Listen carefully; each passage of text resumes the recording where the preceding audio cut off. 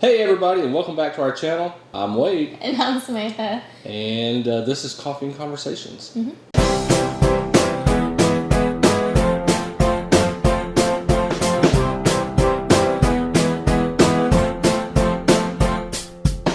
And today we're going to talk about a Six Flags Over Georgia review. Very honest review. Very honest review. Yes. Okay, so we just recently got back from Six Flags a few days ago. Yeah, it's been about 3 or 4 days. Yes, and when we went was March 20th. Yeah, March 20th. It was the second or third weekend that Six Flags had opened back up for the year. They closed down during the winter for a month or two. Mm-hmm. The last time that I had been to Six Flags Over Georgia was about 13 years ago when I was still a teenager, and Wade had been about 14 years It's been ago? over 14, about 16 years ago. Okay. And so that's Really? it's been a long time. And I've only been to Six Flags Over Georgia and Six Flags Great America in Chicago. I've been to both parks a handful of times each. Yeah. So this past trip to Six Flags Over Georgia makes the third time that I had ever been there. So, and like we said, 16 years apart Since the last time. Yeah. But we're going to give an honest review of our experience from that day and what we thought. Now, a disclaimer is that we go to Walt Disney World. Pre-pandemic, we were going quite often. But our standards going was not that high. Yeah, the bar was low. Mm-hmm. The bar was low. Yeah. But we feel like that this review needs to be out there for people that are planning to go to Six Flags Over Georgia. So we've ranked, we've got a couple different categories that we're going to discuss. We thought it was like the most important. Yeah, of going. Yeah. First, we bought a annual pass, or a season pass is what they call it, for a full year. Yeah, and the season pass was not expensive at all. It was like $49.99 per person. We bought 2. Yeah. And we were lucky enough to be able to take advantage of inviting someone who did not have a ticket for free. So we took this opportunity for me to use my free admission pass for McAllister. Mm-hmm. And then we had planned on the following day to use yours so that we could go again before we left to drive home. Because you get perks whenever you have a season pass. You get discounted tickets, but also this year they have 1 free pass for each pass one time for a person. Yeah. So we were going to use it on our child because we weren't planning on buying him a season pass as well. Yeah, so 3 people visiting for 2 days, and it only cost us $100. We thought that was a pretty good deal. Yeah, and we didn't know if we would be able to go back to Six Flags again this year, but we thought that was a great deal for a weekend trip. Correct. So we had booked the trip to go on Saturday and Sunday, which would have been the 20th and the 21st of March 2021. We were not aware of the Flash Pass system, so I don't know. I knew of the Flash Pass system. Well, and I knew it was an additional price. Okay, yeah. So if you are a family and you have plans, you have, you budgeted out like I do, you know what you're going to spend on a somewhat of a scale. I had no idea about the Flash Pass, and Wade wasn't, I guess, going to inform me because he wasn't planning on buying it.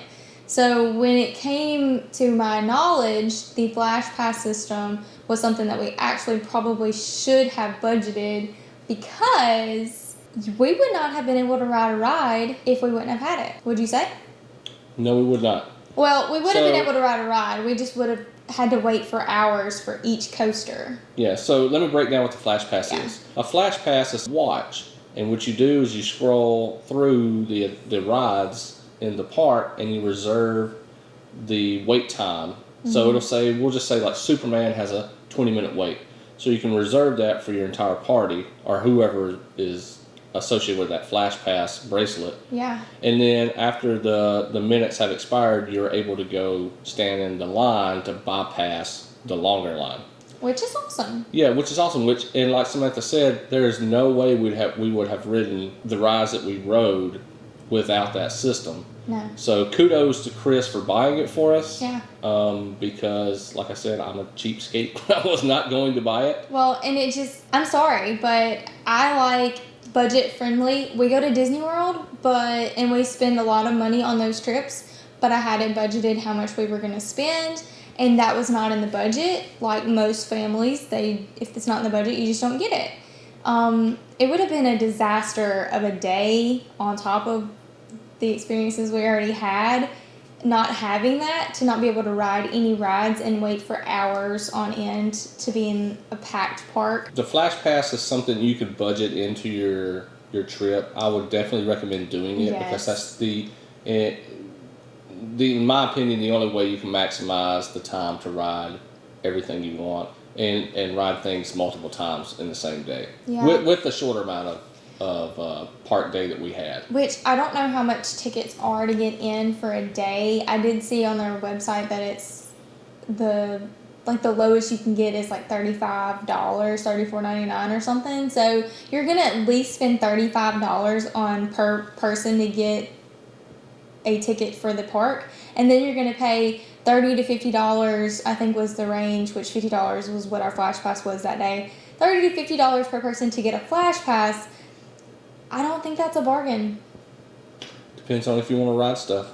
I guess. In my opinion, it was well, it was worth it that day. It was worth it that day. All right, so when it comes to the Flash Pass, like we stated, if you can fit it in your budget, I think it's well worth it.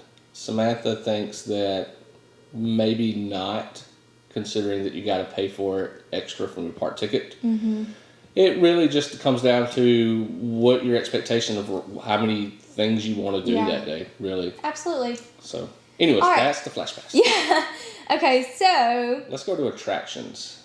Okay, so there was so many coasters. Yes, there was a good bit of coasters at the Six Flags Over Georgia. Yeah. And really good coasters, too.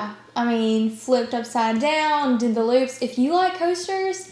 they had them. They were very, very, very nice. For the most part, in the morning, it was easy to kind of get on the big ones. Now, there was one that we did not get to ride, and that was Batman, because even with the Flash Pass, the wait time was really long, like hour long. Yeah. And see, if we would have known how to do the park a little bit better, when we first took us an hour to get our Flash Pass, and then we kind of like went around in circles back and forth trying to figure out the Flash Pass, and we didn't know how to maneuver our way around the park because Chris as well was with us, but he had never been to Six Flags Over Georgia, so basically none of us knew our way around the park, even though there was really large maps, trying to focus on the Flash Pass and then trying to do we kept just going in circles.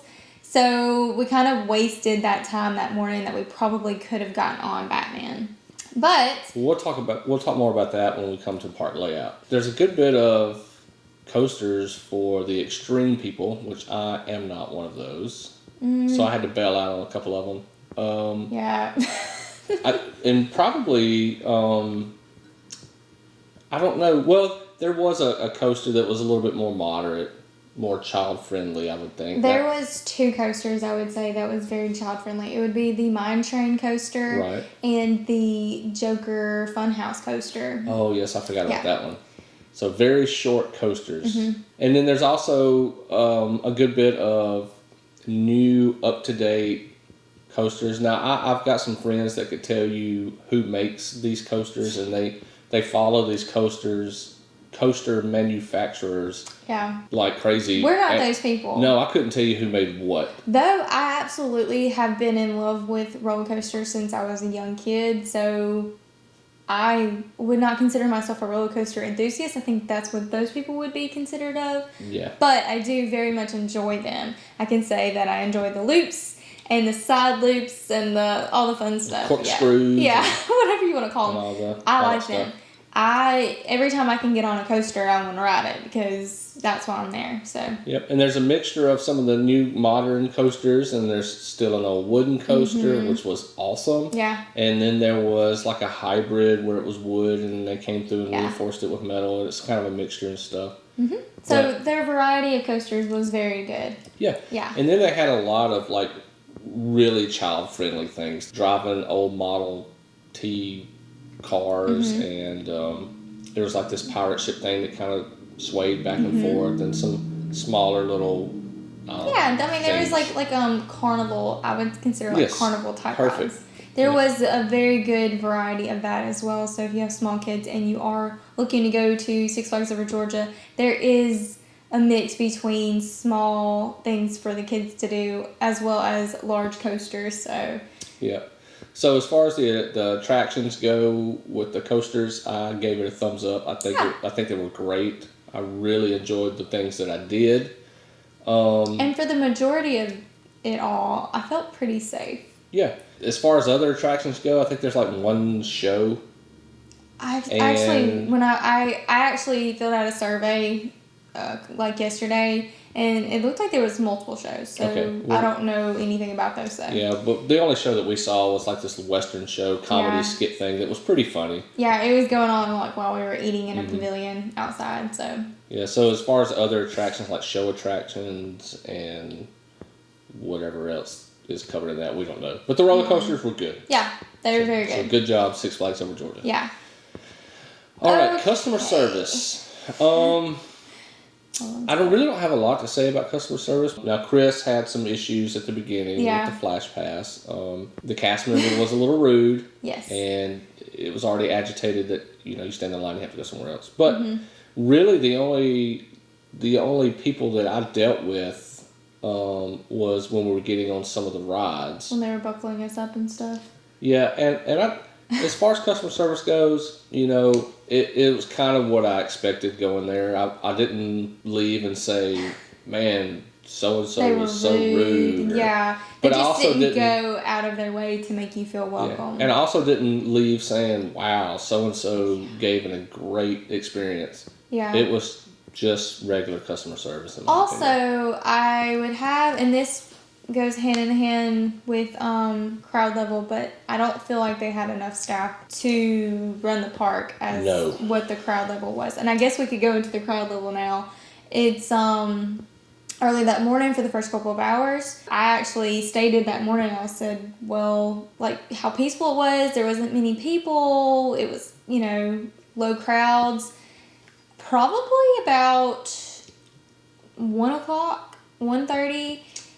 Park opens at 11, so between then and then like 1:30, it got chaotic. It was about the time that we were hungry. Yes. And we had been in the back and the middle of the park, and it wasn't that bad. It was pretty spaced out. We walked to the front of the park to try to find food. Holy smokes at the people. You were touching everybody. It was like we were just standing in a big wave of people. Yeah, so they make you reserve the park day that you're going to go, and I'm assuming the reason for that is so that they can control crowd levels. Yeah. Due to COVID. So we reserved our park day and expected, I don't know what percentage capacity they run on, but it seemed like it was 100% that day. Yeah. And they just let everybody in. Yes, and you're trying to follow all the protocols that they want you to do as far as socially distancing yourself, but it was not able. There's no way whatsoever. They were really good about making the announcements consistently throughout the park about wearing your mask, socially distancing, doing all the things, washing your hands. They were very good about that, and for the most part, everybody had masks on. We did see some people that didn't, and I didn't see any cast members to stop them and say anything. Otherwise, we did hear somebody on a coaster, they didn't have their mask on, and they said, could you please put your mask on? And they did. But that's about it. You would think if you couldn't see the masks, you would think it was pre-pandemic, and it was chaotic. That led into... Well, yeah, and you said it right. The back end of the park was very peaceful. Yeah. And I think it's because it's more wide open. Yeah, and the middle of the park was pretty once you got to the front, it was, wow. And before we went to the front of the park, we actually stopped into, what is it called? Over there by Batman? Oh, we stopped in Gotham City, and that is a nightmare. Yeah, it was a nightmare over there, and then we walked to the front of the park front of the park, and we realized that was the same. Yes. It actually led into a very tough situation of trying to find food, and we did that for a little over an hour. So they offer mobile ordering, which is amazing, but we weren't familiar with how the food was. Like, you can't just order chicken strips with no fries. And everything was super extremely overpriced. Like, we were trying to order like 3 quick service meals with like 2 drinks, and it was gonna be 50 something plus dollars. It was expensive. And all I wanted was like a thing of chicken strips. So we ended up, it was gonna take like 30 to 45 minutes for the mobile order to even go in effect. It was chaotic. We kept trying to mobile order, like, see what the pizza was like. We couldn't get that one to work on the app at all. So we ended up... Yeah, so, well, mobile ordering works a lot differently than it does in the past experience from other theme parks that we're used to. We're used to just being able to mobile order, walk up to the mobile order line when you let them know you're there, and wait for your food. Well, on their mobile ordering app, you have to select time slots that you're going to come pick your food up. And with the crowd levels in the park and the lack of employees that they had on staff, about 3/4 of their food options were closed. And when we talk about food options, we're talking about kiosks, anything that you can get food or drinks from. Small little places, restaurants, anything. Packed.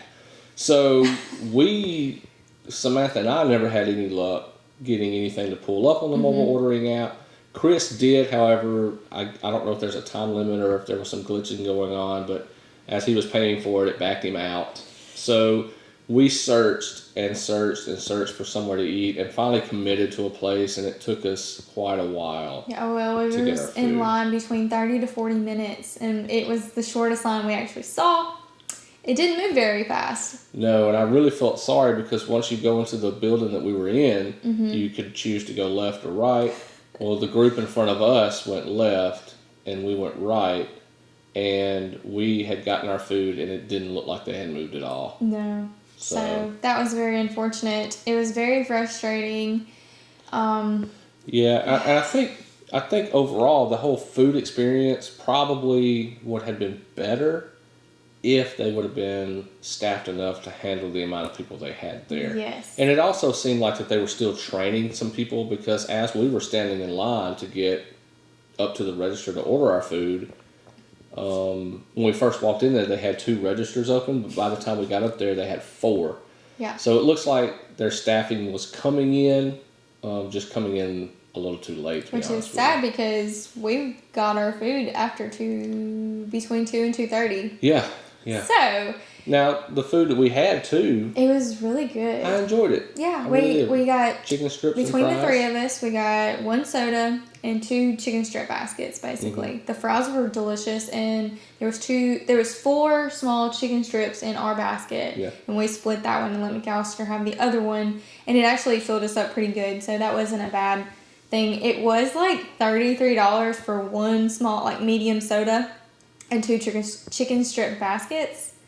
I thought that was a little overpriced, a little extreme, but it did the job, and we absolutely needed it. So at that point, we had headaches, and we didn't feel so good, and we were grouchy and hangry and whatever you want to call it. Yep. So the food experience was absolutely not that great. It could have been completely different if they would have just had more food options available and more staff on hand.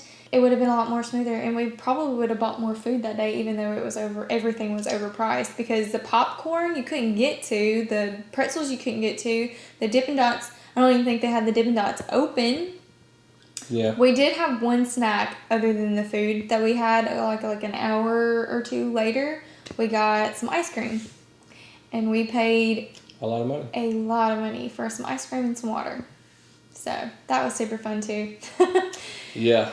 Yeah, exactly. And we actually waited probably about 15 minutes just to get the ice cream too, which is kind of bizarre, but they only have basically 1 register open in that place. Right. Yeah. So moving on. So the food quality was not great, but we enjoyed it. Yeah.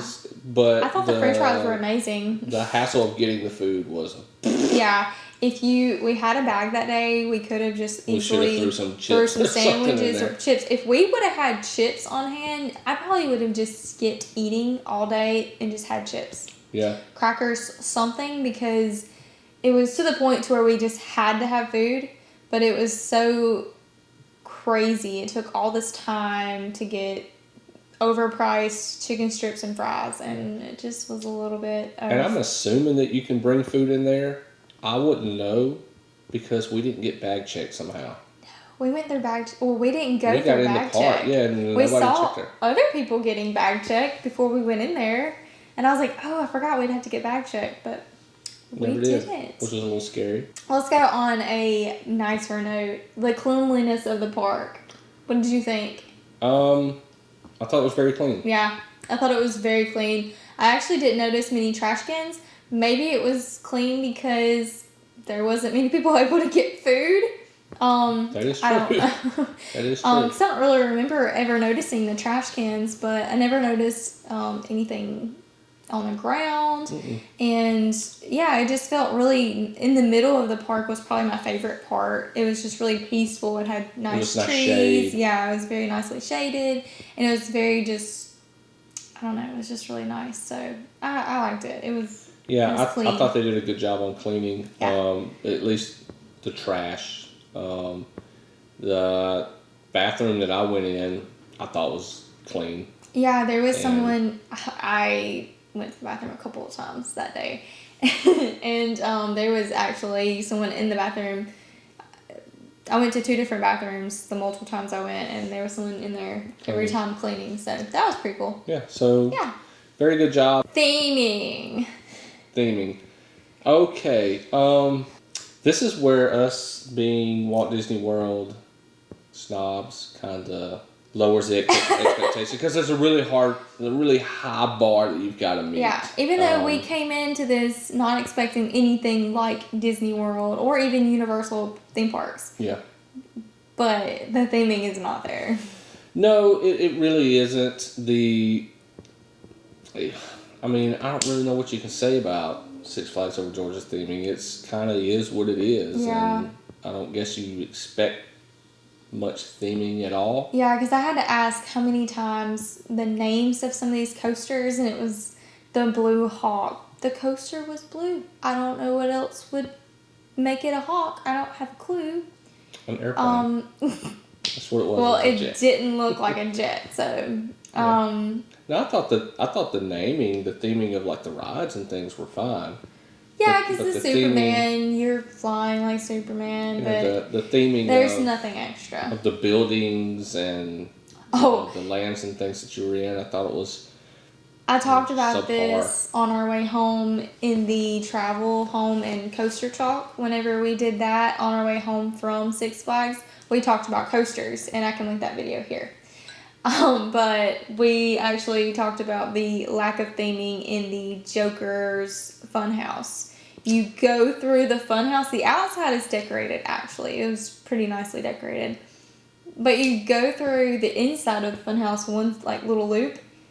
There's nothing in there. It's just like a wooden wall, and there's dirt on the ground. I didn't even know it was wooden. I thought it was a metal wall. I think it was wooden, yeah. Anyways, there's nothing in there. It was just plain. Yeah, so I guess really theming on the ride, like things like that were lacking. Yeah, there was no theming. So we didn't expect it, but we just wanted to let you know just in case you were wondering. So really, I guess going in, my expectation for the theming was very low anyways. Yeah. So it's hard to say that Six Flags Over Georgia disappointed me. Because I wasn't expected to Yeah, I wasn't disappointed. So. No big deal. No, it didn't take away from the cleanliness and the niceness of the park. I really enjoyed it. Yeah. All right, so let's talk about the signage. Okay, so one thing that they could improve on is their signage for sure. Well, I'll start with not the signage on the rides, but the signage through the park to locate you to where things are. Mm-hmm. I thought we're okay. except when it came to restrooms, because it would tell you a restroom is a certain way, and maybe Six Flags Over Georgia's theming is tremendous because I could never find the restroom. So maybe they're so good at theming that they just really... Yeah, so I don't those know. restrooms are hidden. If you don't know where they're at, you may not see it, and you walk past a different way, and you're like, oh, there's a restroom over there. Wow, how did I miss that? When you walk in the park, there's 2 ways you can go through the rest of the park. They have 2 big signs on each side that has the park map. Yep. Then I think there's one in the very back that I saw.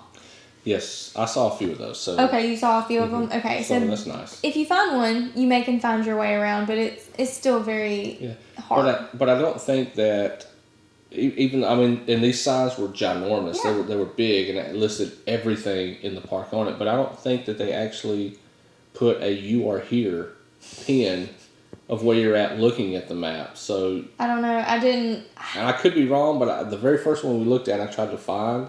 Because I was like, I don't even know where I'm at on this map. So That's really sad. I don't know where to get to where I'm trying to go. That's the front of the park.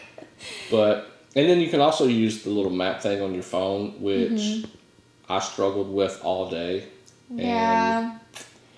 I don't know. We're just not used to not knowing where we're at and how to like maneuver ourselves, and we struggled that day. Yeah, but they did have some park maps, some really large park maps throughout the park, which is cool. So we can't say that they didn't have it there. We just weren't using it properly, maybe. We didn't know how to use it. I don't know. Yeah, well, but a few hours in, we realized where everything was. Well, it was pretty easy once we've circled the park like 15 times. Yeah. Now, okay. Now, signage on the coasters can definitely use some updating or a refresher or rewording. Something. Now, the signs, I don't know about the size. It's, I don't know, about 2.5 foot by 4 foot tall. So they're pretty large signs at the entrance of both the regular queue line and the Flash Pass queue line. But there is so much instructions on there that the font is extremely small. Yeah. And it's sometimes not even noticeable because there are a few attractions that require you to locker anything that you have. Hats, glasses, bags, whatever. Yeah. And if you're not looking for that sign and reading that entire 4 foot tall sign, you're not going to know until you get to the actual coaster. And then you're gonna have to leave and not ride the coaster because it happened to us 3 times. 3 times. Okay, so it did not happen to us until after we had rode probably at least 5 or 6 coasters. So we've already been on 5 or 6 rides, and every single one of them had a little cubbyhole thing where you could put your bag. And then they have these refillable drinks, so they all have these little slots where you can put your refillable drinks.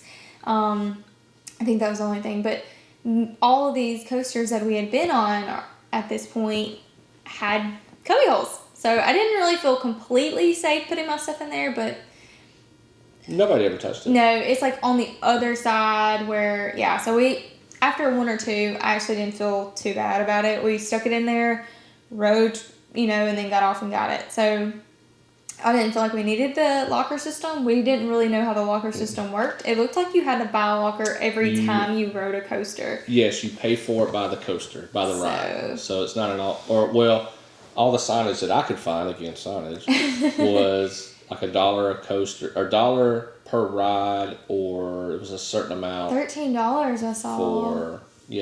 I saw $13, so I actually thought it was $13 every time you got a locker, which is definitely not feasible. It's not. No.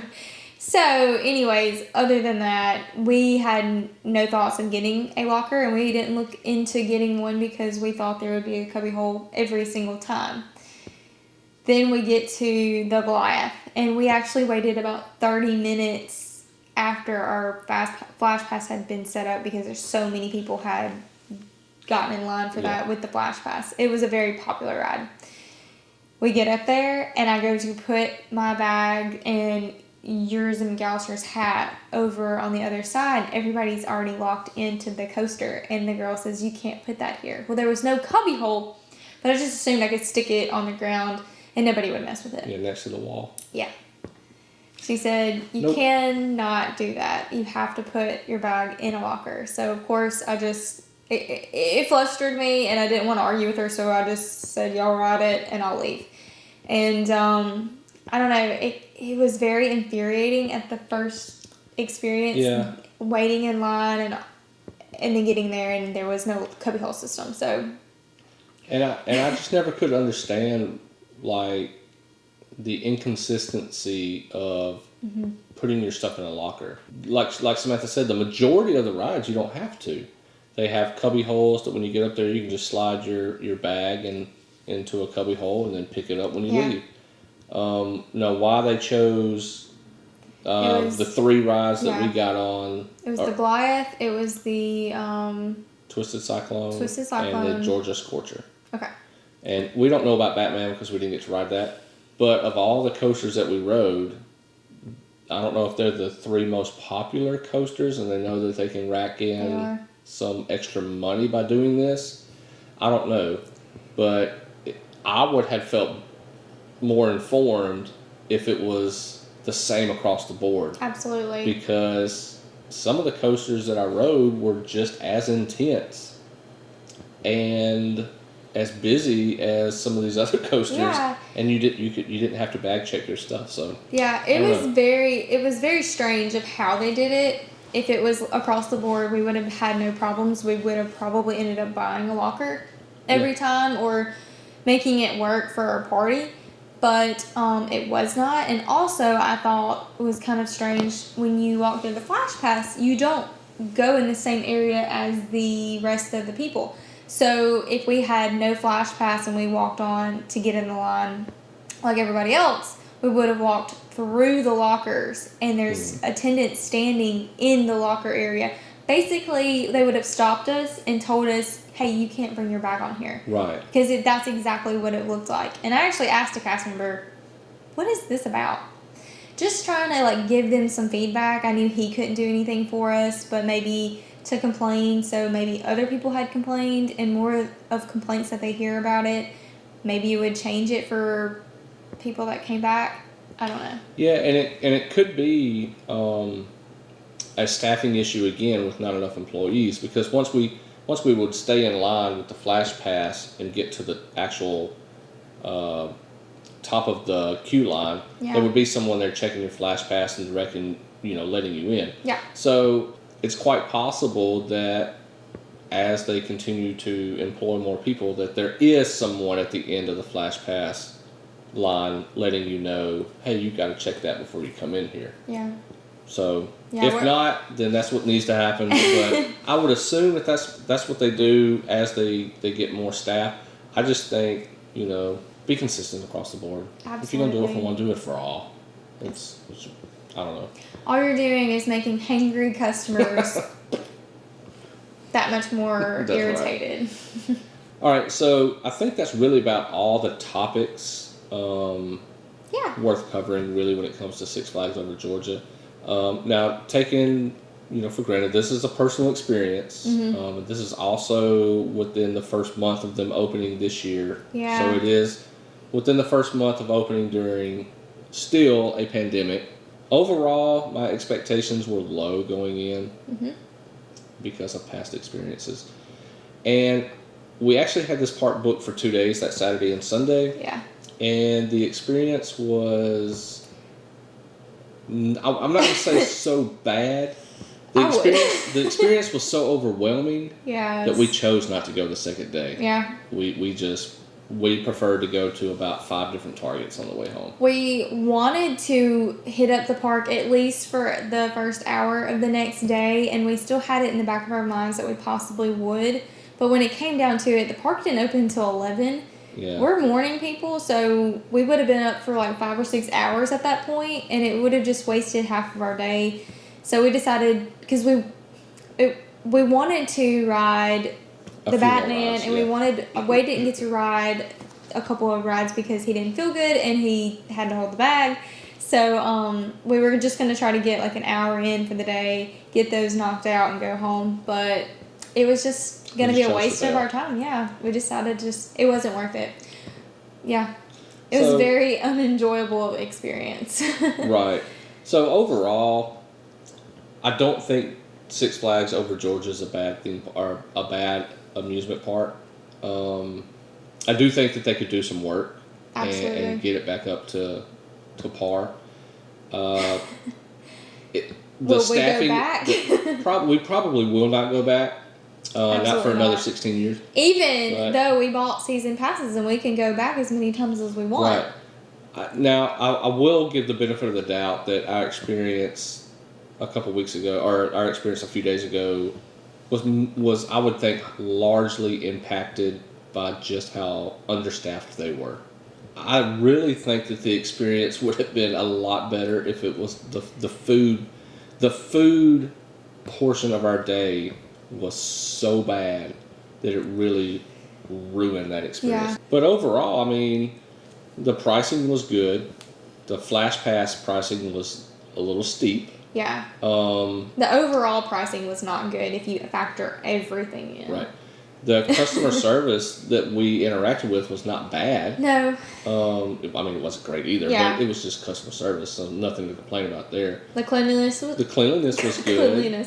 The rides were good. The theming was exactly what we thought it would be. Yeah, we didn't expect anything better. No, and the layout of the park is a little bit weird, but once you realize what it is, I will say if you struggle climbing up steep hills, or just struggle. Walking in general. So there's a lot of steep hills. We like to walk, but yeah, the hills were pretty crazy. We walked up and down, and I had some decently comfortable shoes, but they kept pulling my socks down every time we went up the hill. I don't know if it's how my feet kept landing in my shoes. So I would literally struggle with my socks all day long. Yeah. It's crazy. And the quality of food that we got was basic. I mean, it was... Yeah. I would have not complained so much about the price of the food if we didn't have to wait and go through the hoops and whatnot to get the actual food. So yeah, I mean, we just named off a lot of topics that we left not disappointed in. Yeah. And... we just wanted to share our experience. Again, I think it really all came down to employment. They just did not have enough people to really control the amount of people that they allowed in. Yeah. Now, I will say, and this is probably something that has to do with not having a lot of people employed. I'm assuming that's what happened. I'm giving the benefit of the doubt saying this. Well, there was a lot of people vaping and smoking everywhere. Yes. Even in line to get on rides. So, if they would have had more people employed, they could have been like, hey, dude, you can't smoke in front of the sign that says no smoking. Yeah, because we literally watched somebody have someone else vape, puff smoke into someone else's face. in the line. It was really, ridiculous. So. And... whatever Six Flags CEO thinks this is a good idea to give away basketballs that are fully inflated. Oh my God, please. Pet peeve of the day, bouncing basketballs. This is no joke. When I was there 16 years ago, I left like mind blown that they would give teenagers and kids inflated basketballs to bounce around their parks. And I thought to myself, surely to God they don't do that anymore. 16 years later, they still do. Oh gosh, so they were everywhere. Things. I don't understand it.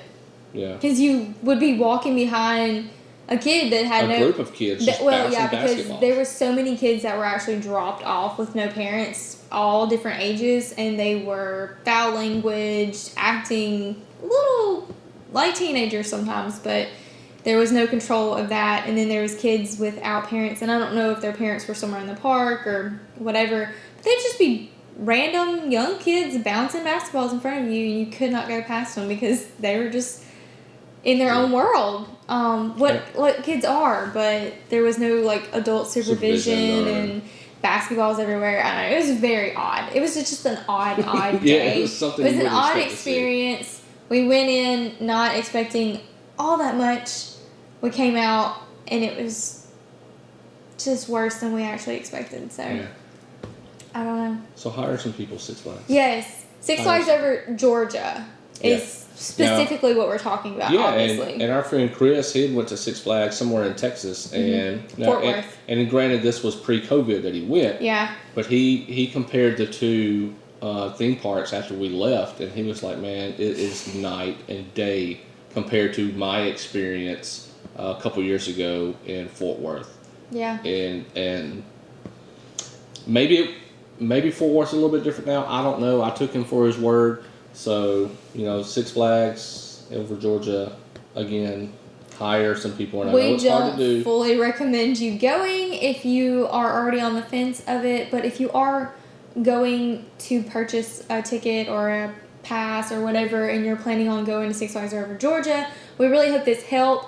Maybe you can pack a lunch for the day. Maybe, I don't know, you're prepared and you're ready for it because this is how we experienced it. There's a possibility that you experience the same. Very possible. Very possible. With that said, I think we're done. Yes. With that said, we hope you smash that like button, subscribe to our channel.